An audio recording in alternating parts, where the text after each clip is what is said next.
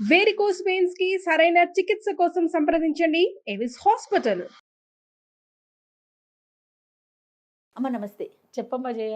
అమ్మ మనం సాధారణ రోజుల్లో పాటించే నియమ నిబంధనలు వేరుగా ఉంటాయి. మనం ఆ. పూజ చేసుకునేటప్పుడు కానీ విధి విధానాలు. కానీ పండుగలు, పూజలు, వ్రతాలు, నోములు ఇలాంటివి ఉన్నప్పుడు మనం ప్రత్యేకించి మాట్లాడుకుంటాం. ఇప్పుడు ప్రతి సంవత్సరం మీతో పలానా పూజ ఎట్లాగమ్మా సుబ్రహ్మణ్య షష్ఠి ఉంటుంది. పోయిన సంవత్సరం మాట్లాడాను, అంతకుముందు సంవత్సరం మాట్లాడాను, మళ్ళీ మాట్లాడతాం. ఎందుకంటే కొత్తగా చూసేవారికి ఈ విధి విధానాలు తెలియాలి అనే ఒక అవును, ఉద్దేశంతో అవును, కదమ్మా. అవును. ఈ రోజుల్లో ప్రత్యేకమైన రోజులు ఉన్నప్పుడు కొన్ని ప్రత్యేకమైన విధి విధానాలు పాటించాలి. స్త్రీలు కానీ పురుషులు కానీ ఇంట్లో కానీ అలా ఆ- ఏం అని- లేదు జయ. అలాంటి నీ నియమాలు మాట ఏముండవా?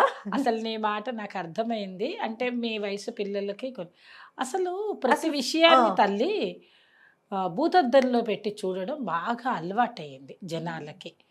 పూర్వకాలం ఎవ్వరు ఇలాంటివేమి నియమాలు అనేవి అవునమ్మా. ఏమీ లేవురా. అవేర్నెస్ ఎక్కువైపోయి ఎందుకనంటే సోషల్ మీడియా సోషల్ మీడియా ఎక్కువైపోయింది. ఎక్కువైంది. ఆ మాట వాస్తవం. మనం ఆ. సోషల్ మీడియాలో కూర్చుని ఆ మాట అనకూడదు. అవును.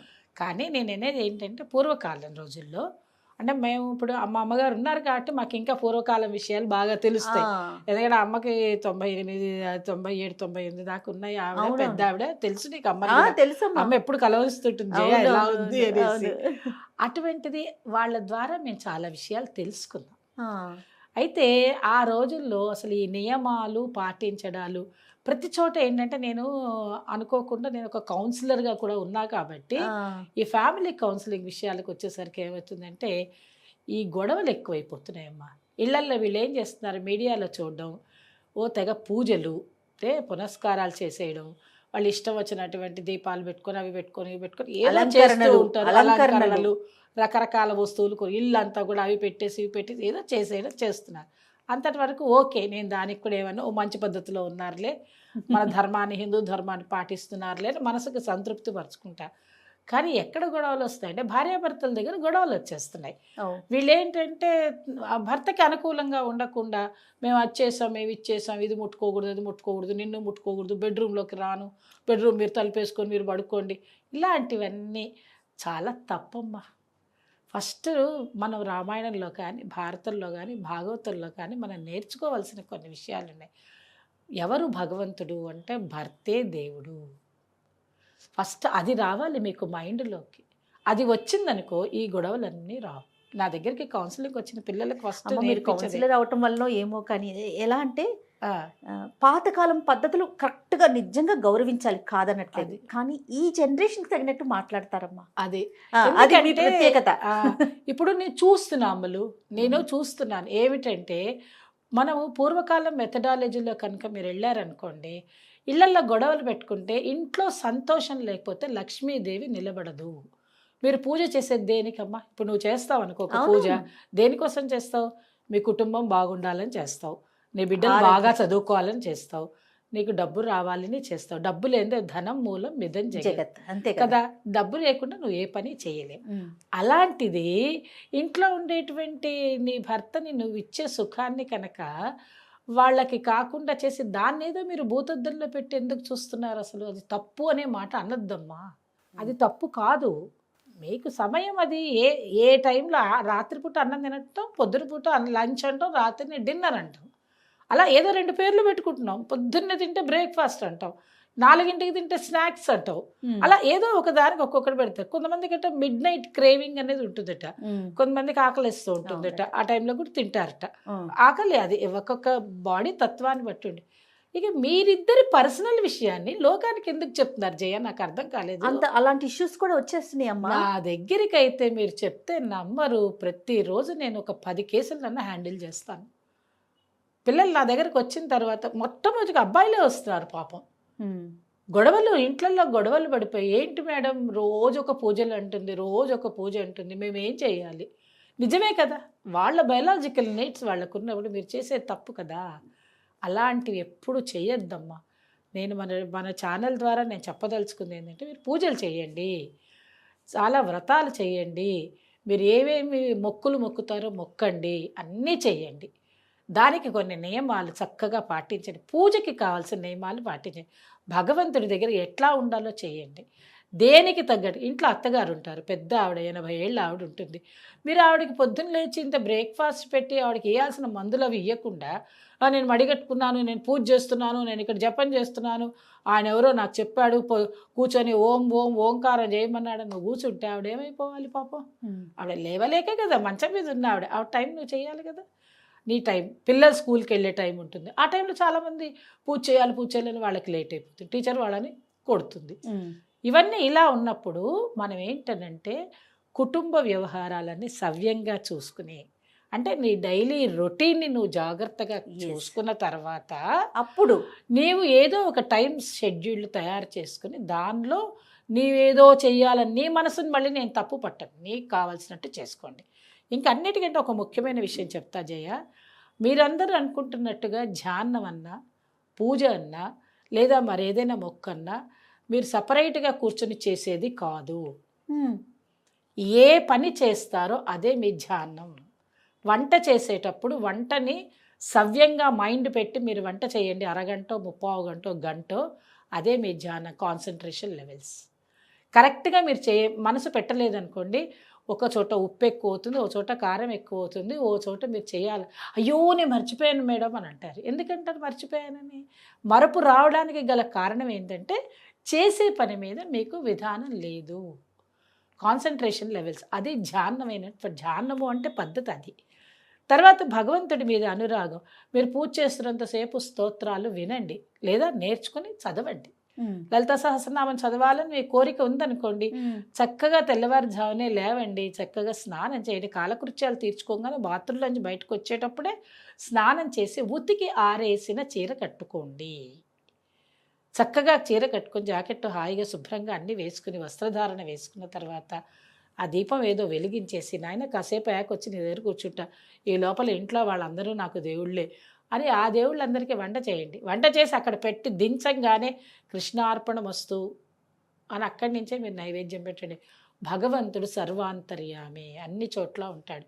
అందుకోసమని మేమేం చెప్తామంటే వంటింట్లో చక్కగా కాశీ అన్నపూర్ణాదేవి ఆవిడ వడ్డిస్తున్నట్టు స్వామి ఇలా ఉన్నట్టు ఒక ఫోటో దొరుకుతుంది, అది పెట్టుకోండి.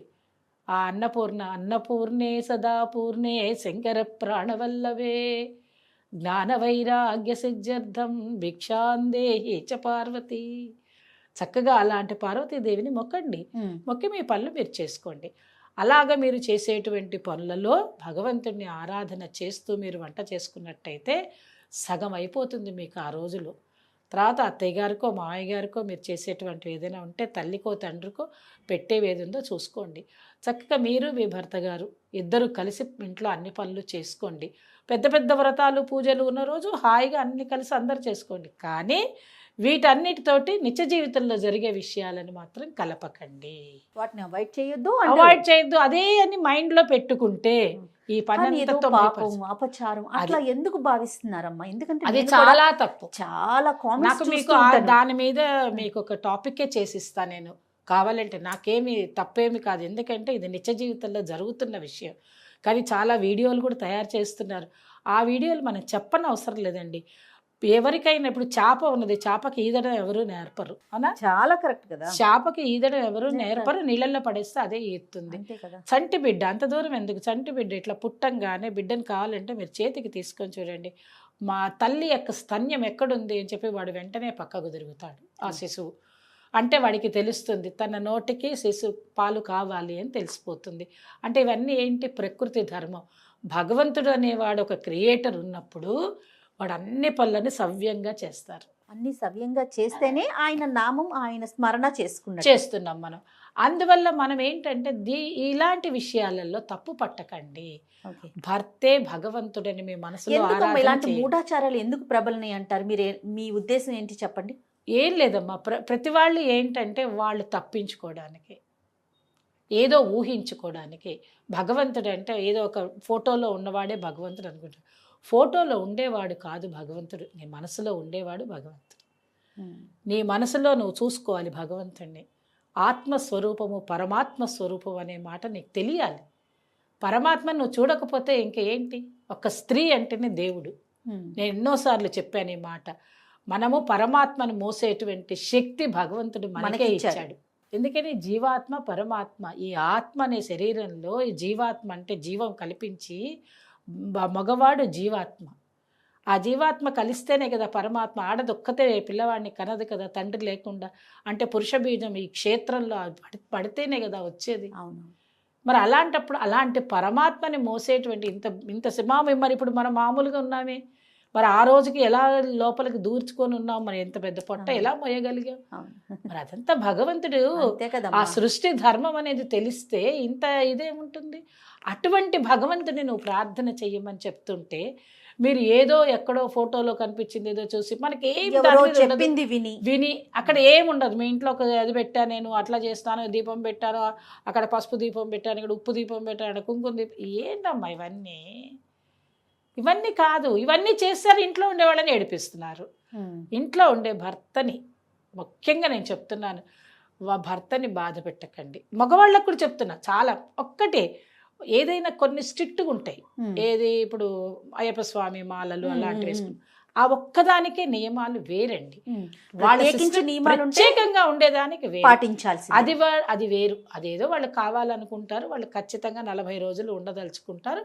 అది మండల దీక్షలో ఉండేటువంటి వాళ్ళకైతే ఏం పర్వాలేదు. నిత్యము పూజ చేసుకునే వాళ్ళకి, నిత్యము వ్రతాలు చేసుకునే, శుక్రవార వ్రతం చేస్తారు. ఒక ఎగ్జాంపుల్ చెప్పి క్లోజ్ చేస్తాము. శుక్రవార వ్రతం చేస్తారు. శుక్రవార వ్రతం దేనికోసం చేస్తారు? సౌభాగ్యంగా ఉండాలి. సౌభాగ్యం అంటే ఏంటి? భర్తతోటి హాయిగా కాపురం చేసుకొని ఉండాలి, ఆరోగ్యంగా ఉండాలి. నువ్వు మరి ఈ భర్తని ఆనందపరచకపోతే నీ సౌభాగ్య వ్రతం ఏమిటి? మనసు ఆనందంగా ఉన్నప్పుడే కదా ఆరోగ్యం ఉంటుంది.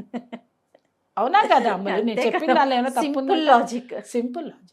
కాబట్టి మనం ఏదైనా వ్రతాలు పూజలు నియమనిష్టలు అనే మాటకి ఏంటి అంటే, ఆరేసిన బట్ట కట్టుకోకుండా ఎలా పడితే అలా కాళ్ళు కడుక్కోకుండా ఇళ్లలోకి తిరుగుతారు, చెప్పులు వేసుకొని తిరుగుతూ ఉంటారు, నువ్వు ఎంగిలి అంటూ ముట్టు తెలియకుండా ఉంటారు. ఇలాంటివన్నీ పాటించడం కోసం నియమనిష్టలు అనే పేరు పెట్టారు తప్ప, ఇంట్లో ఉండేటువంటి వారిని గౌరవించకుండా, ఇంట్లో ఉండే వాళ్ళని బాధ పెడుతూ, ఇంట్లో ఉండే వాళ్ళకి ఏది సౌకర్యాలు కల్పించకుండా అసౌకర్యం కల్పిస్తే భగవంతుడు నిన్ను హర్షించడు. కాబట్టి భగవంతుడు అనేవాడు నీ మనసులో ఉంటాడు, కాబట్టి దాన్ని ముఖ్యంగా పట్టుకోండి. అంతేని ఏదో ఒక నియమం పాటించాలి అనుకుని ఈ పిచ్చి పనులన్నీ చేయకుండా, నేను చెప్తున్నా కదా, ఖచ్చితమైన దీక్షలు పాటించేటప్పుడు మాత్రమే ఖచ్చితంగా ఫాలో అవ్వాలి. అది ఫాలో అవ్వాలి. దానిలో ముందే చెప్పేస్తారు వాళ్ళు, బ్రహ్మచర్యం పాటించండి అని చెప్తారు. మిగతా వాటికైతే ఏది ఉండదమ్మా. ఆడవాళ్ళకి అసలు లేనే లేవు, మగవాళ్ళకే ఉంటాయి. అది కూడా గుర్తుపెట్టుకోండి. బ్రహ్మచర్య దీక్ష పాటించాలి అని చెప్పేది మగవారికి మాత్రమే, ఆడవాళ్ళకి లేదు. ఏ శాస్త్రం 4 వేదాలలో ఇది లేదు. ఎక్కడ ఏ శాస్త్రంలో ఆడవాళ్ళకి అసలు, నేను చెప్తే మీ అందరికీ కోపం వస్తుందేమో, అసలు ఆడవాళ్ళు ఏం చేయాలి? మగవాళ్ళు చేసిన దానికి సహాయం చేయాలి. అది ఇప్పుడు ఏంటంటే ఈ కాలం పరిస్థితుల్లో పాపం వాళ్ళకి కుదరక ఇవన్నీ దూరాభారాలు వెళ్ళి ఉద్యోగం చేసి భార్యాబిడ్డల్ని పోషించుకురావాలి, ఒక ముద్ద తీసుకురావాలి. కాబట్టి ఇంట్లో ఉండేటువంటి స్త్రీమూర్తిని గౌరవించుకుంటూ పూజలు చేసుకోమంటున్నాం. అవును, దానికేం తప్పు లేదు. కానీ ఇక్కడ జరుగుతున్న విషయం ఏంటి అని అంటే, వాళ్ళు అనవసరమైన ఇబ్బందులు పడుతున్నారు అని నా భావన. నా దగ్గరికి వస్తున్నాయి కాబట్టి, కేసులు వస్తున్నాయి కాబట్టి నేను మీకు చెప్తున్నా. తప్పకుండా. కాబట్టి ఎట్టి పరిస్థితుల్లో ఇంట్లో ఉండే వాళ్ళని గౌరవించండి, హాయిగా ఆనందంగా కాలం గడపండి, సంతోషంగా మనసు పెట్టి భగవంతుడి మీద మనసు పెట్టి పూజ చేసుకోండి. నేను చెప్పేది ఏంటంటే, ఇప్పుడు నేను అందరికీ, మీ వయసు వాళ్ళందరికీ, ఇంకా మీకంటే చిన్నపిల్లలకి, వాళ్ళకు అనుగుణంగా ఉండాలి అన్న విషయంతో నేను ప్రతిదాన్ని ఈ కాలంకి అనుగుణంగా మాట్లాడుతూ ఉంటాను.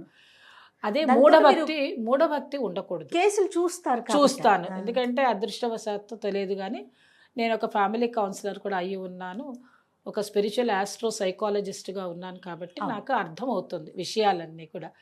ఇప్పుడు ఏమవుతుందంటే మీడియా ప్రబలింది, నేనేం కాదంటలేదు, కాలం మారుతుంది, మీడియా ప్రబలితే ఏమవుతుంది, ఎవరు ఇష్టం వచ్చినట్టు వాళ్ళు చెప్తున్నారు జయ. పాపం పాటించే వాళ్ళు కూడా కాదు, వాళ్ళకి ఏం తెలియదు.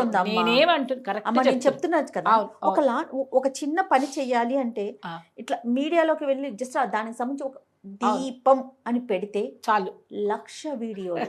తెలియని పిల్లలకి ఏముంటుంది, ఒక చిన్న కన్ఫ్యూజన్ కదా. అందుకే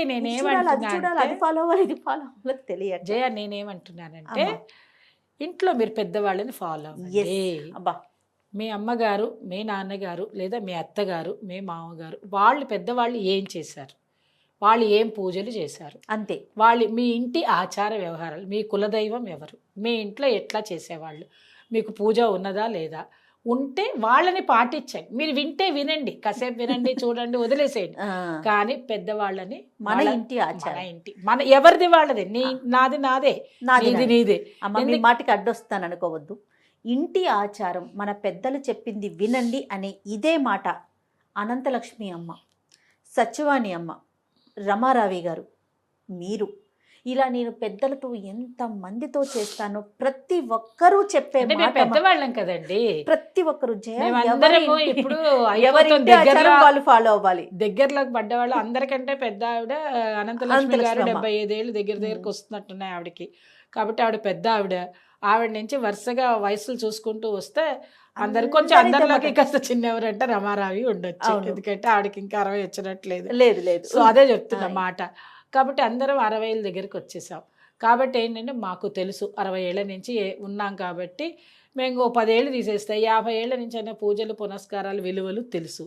అన్నీ మనం చూస్తున్నాం. ఏదో అదృష్టానికి ఇంకా మేము ఇట్లాంటి మీడియాలు అవి చూస్తున్నాం కాబట్టి తెలుసు. మేము చెప్పేది అదే, ఎవరికి చెప్పినా ఒకటే మాట, మన కులాచారం పాటించండి, మన మతాచారం పాటించండి, మన ఇంటి ఆచారం పాటించండి. దానివల్ల కన్ఫ్యూజన్ స్టేట్ ఉండదు అమ్మలు.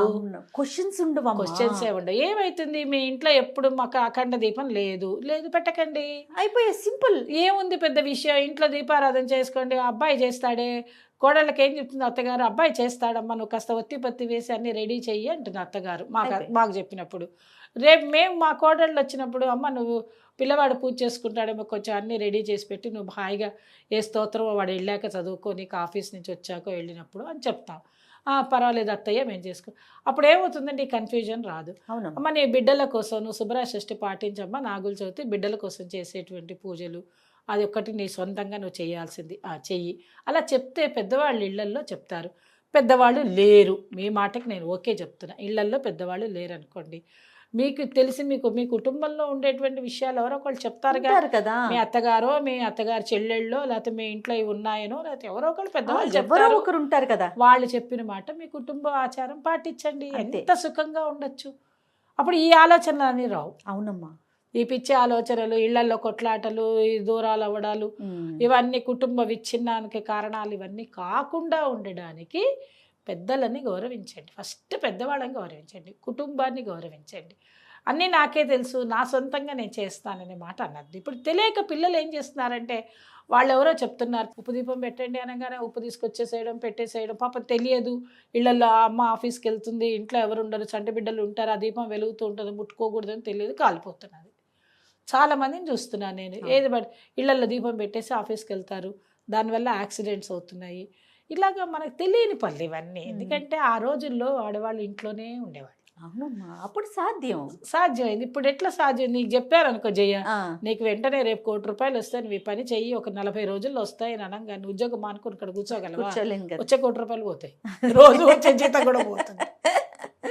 అలా చెయ్యకూడదమ్మా. రైట్. పెద్దవాళ్ళని గౌరవించుకుంటూ, కుటుంబాన్ని గౌరవించి, నీకంటే పెద్ద చిన్న అయినా సరే, ఇప్పుడు చిన్నవాళ్ళని కూడా చేసుకుంటున్నారు, దానికి నేను కాంట్రవర్సీకి పోను. నీ భర్తని హాయిగా సంతోషపెడుతూ, మీరిద్దరూ ఆనందంగా ఉంటూ, నీ బిడ్డల్ని బాగా చూసుకుంటూ, నీకు ఏది విశేషంగా వీలైతుందో ఆ పూజలు పునస్కారాలు చేసుకుంటే నీవు 365 రోజులు సంతోషంగా ఉండగలవు. నేను చెప్పేటువంటిది. చాలా సంతోషం అమ్మా. నమస్తే.